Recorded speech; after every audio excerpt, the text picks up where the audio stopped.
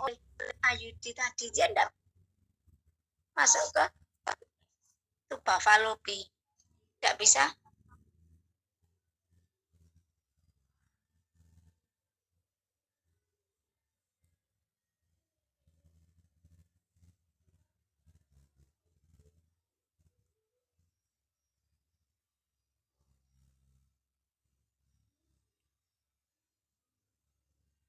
Pengaruh fertilitas sebelum ovum mencapai kafum uteri,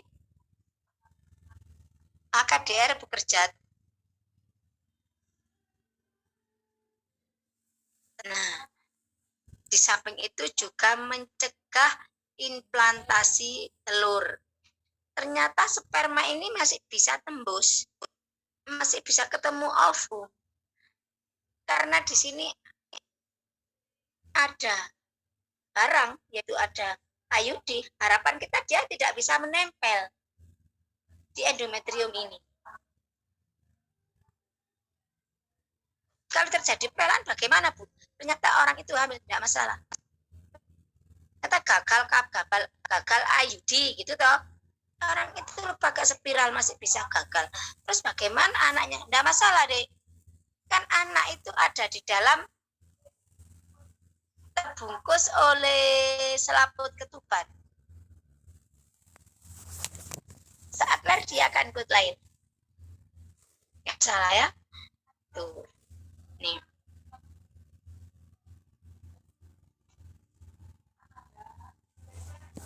Nah.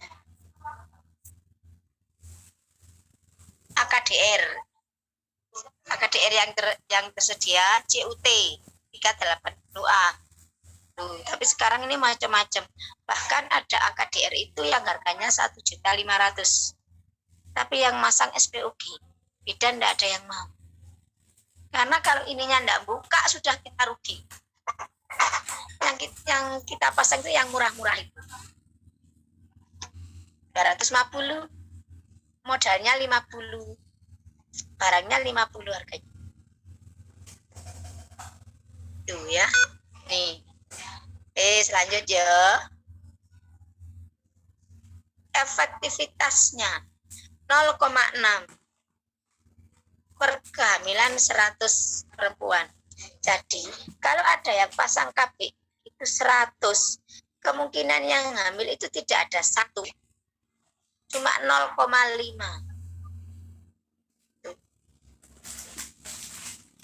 Ya. Lagi sekali. Nah, efektif segera setelah pemasangan. Begitu dipasang, bisa langsung untuk hubungan. Kalau nggak keluarkan darah loh ya. Nah, beda dengan hormonal. Hormonal kipel sonte implan. Kita nom atau kita pasang 7 hari di luar siklus haid, maka kita harus tarak. Ya kok tarak? Kita tidak boleh berhubungan selama 7 hari. Atau menggunakan kondom. Kalau tarak itu kan tarak makanan. Masa kita mau tarak kondom? Nah, kayak gitu ya. Ini keuntungannya itu. Jadi begitu dipasang tidak ada perdarahan, langsung boleh melakukan hubungan. Langsung berfungsi itu.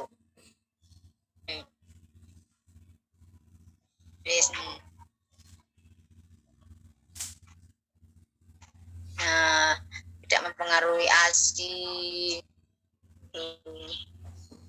Pokoknya dapat digunakan sampai menopause. Teruslah itu adalah kerugiannya. Perubahan siklus haid. Perdarahannya ini jadi banyak. Kurang lebih 3 bulan. Oleh karena itu, kalau orang ini menstruasinya banyak, kalau saya dulu bidan, kalau menstruasi itu lebih banyak, 1 hari saya masih ngajarin.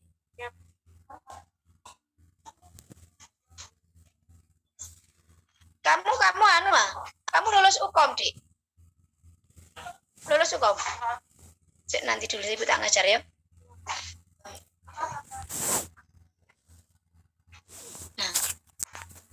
misalnya si ibu ini rata-rata menstruasi kan 1 sampai 5 atau sampai 7 hari sudah bersih.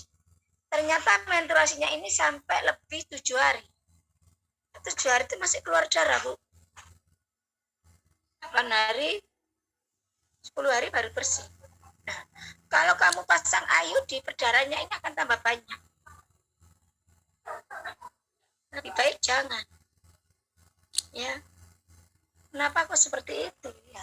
Ini misalnya seperti ini, jebret, wis. Ada barang di dalam rahim.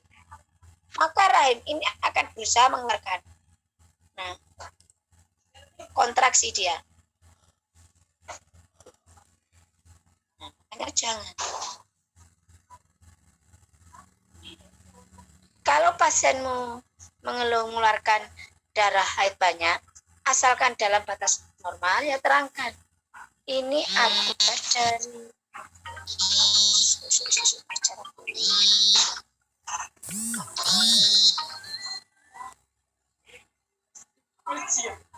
bukan mau ngajar susah.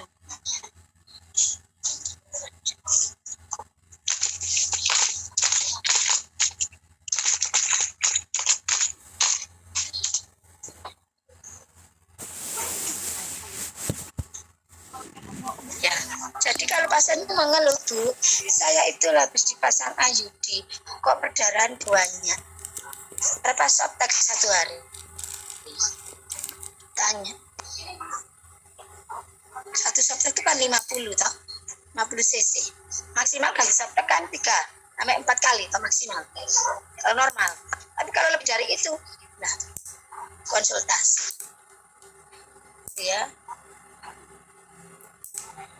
Nah, saat haid lebih sakit. Ini apa ya kan ini. Jadi kalau orang itu dysmenorrhea, saya tuh kalau menstruasi sakit dysmenorrhea, ya jadi pasang. Oh ya, jangan dipaksa. Nah, komplikasinya akan terjadi perforasi dinding uterus. Misalnya kamu masangnya kurang benar, ya, nah, maka dia akan nembus. Wis parah wis tuh ya, bos.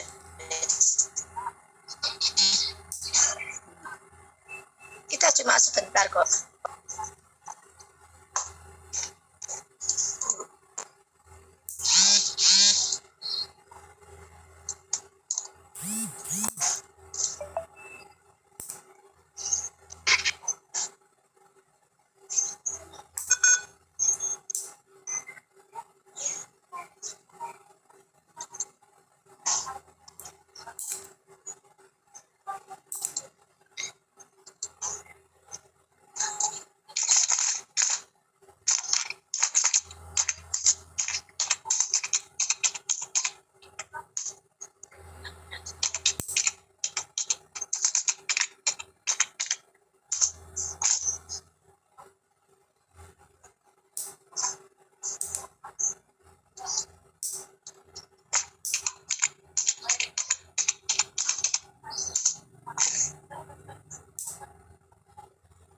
Ya.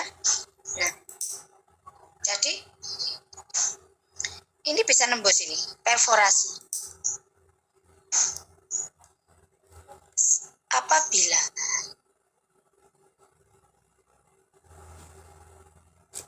terjadi sakit, ya, misalnya kalau haid dysmenorrhea, maka sakit ini akan lebih parah dysmenorrhea ini. Yang kedua anemia. Karena perdananya terlalu banyak, maka akan terjadi anemia. Oleh karena itu, kalau orang itu HB-nya rendah, jadi pasang. Ya. Takutnya nanti anemia dia. Komplikasinya. Berarti nyeri hebat, anemia dan perforasi. Kalau perforasi ini kesalahannya masang. Nih. Tidak mencegah IMS, ya yang mencegah IMS cuma kondom saja. Nah, tidak baik digunakan untuk wanita berganti-ganti pasangan.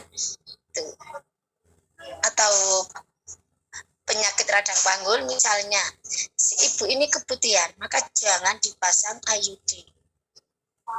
Takutnya tambah infeksi nanti masuk kuman itu. Ya. Tuh. Nih.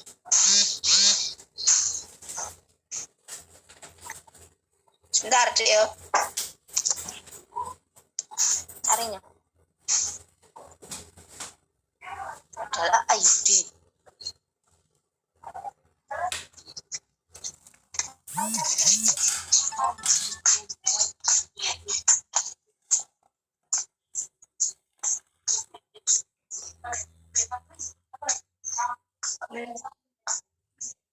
Karung mbak sampai ini si susah magar kamu. Wes kila wis tak hubungi yang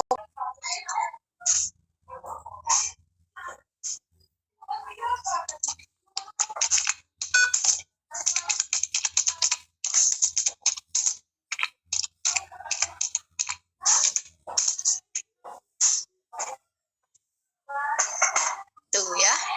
Yes. Bentar lagi kita tutup ya. Nah, persyaratan pemasangan perempuan usia reproduktif. Nulipara bisa, nulipara itu belum punya anak, itu bisa. Tapi hati-hati ya. Perempuan yang menginginkan kontrasepsi jangka panjang. Tuh persyaratan. Perempuan yang menyusui yang menginginkan menggunakan kontrasepsi yang non hormonal. Ya.